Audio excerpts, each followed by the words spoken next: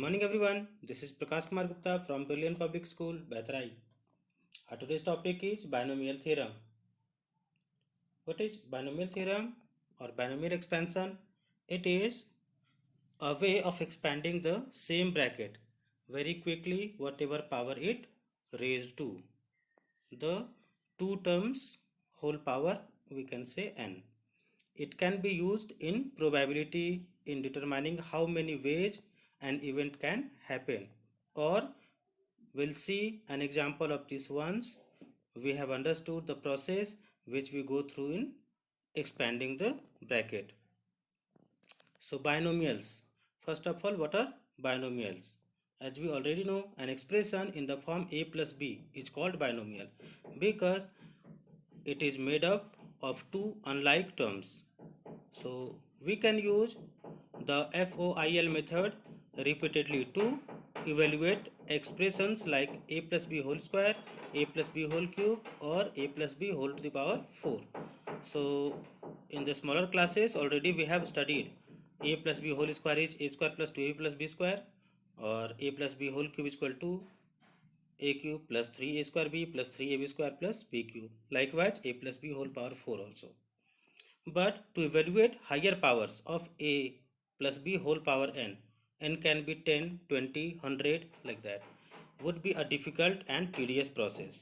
Okay, so for a binomial expansion of a plus b whole power n, look at the expansions below. A plus b whole power 2 equal to a square plus 2ab plus b square. Similarly, a plus b whole cube, a plus b whole power 4.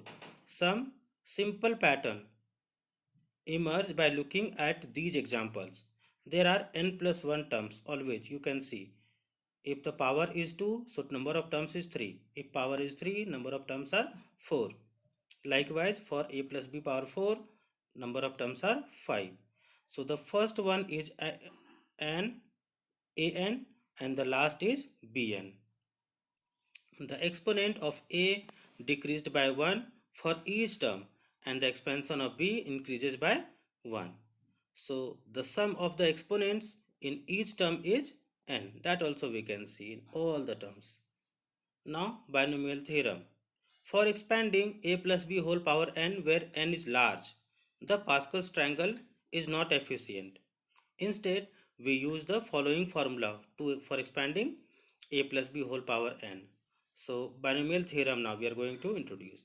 In the expansion of a plus b whole power n, the coefficient for the term is a to the power k, b to the power n minus k is nck, n combination c and k. And we are knowing already nck is equal to what? Factorial n divided by n minus k factorial into k factorial. In expansion of a plus b whole power 5, the coefficient for the term a cube b square is 5c3. Since 5 factorial upon 5 minus 3 factorial into 3 factorial equals to 10. So the term is 10 a cube b square. Now, what is the theorem statement? For any positive integer n, a plus b whole power n equals to what? nc0 an plus nc1 a to the power n minus 1 into b plus nc2 a to the power n minus 2 b square plus dot dot dot. So let us prove it by mathematical induction. As you already know, mathematical induction how we are doing. First of all, we are proving it for n is equal to 1. So LHS will be a plus b whole power 1, and anything power 1 is a plus b only.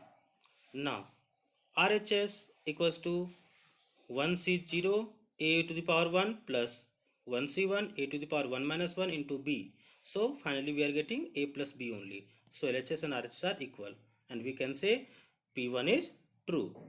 Now we have to assume that Pk is true for some k belongs to natural number. So a plus b whole power k, we are assuming it is correct. So now we have to prove it for k plus 1. So if we multiply both the side by a plus b, so a plus b whole power k multiplied with a plus b, So its power becomes a plus b whole power k plus 1 and a plus b multiplied with the RHS part. So after the multiplication we will be getting all this, and then it will be proved that it is true for k plus 1 also. Now how to find the coefficients?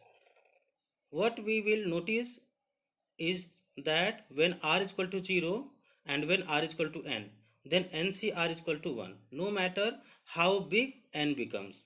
So this is because NC0 is equal to factorial n divided by n minus 0 factorial into 0 factorial. So n factorial upon n factorial multiplied with 0 factorial, always 1. So all this we have studied in combination chapter. So the coefficient of first and last term will always be 1. Second coefficient and next to last coefficient will be n. So likewise we can write all the coefficients. Now general terms in binomial expansion. For n positive number we have a plus b whole power n, nc0 a to the power n b to the power 0 plus dot dot dot ncn a to the power 0 b to the power n. Or according to this formula we have the first term t1 is equal to nc0 a to the power n b to the power 0. Second term t2 nc1 a to the power n minus 1 b to the power 1. Likewise third term. So we can have all the terms one by one. So the general term will be ti. Suppose ith term we are finding. So nc I minus t I minus 1 a to the power n minus I minus 1 b to the power I minus 1.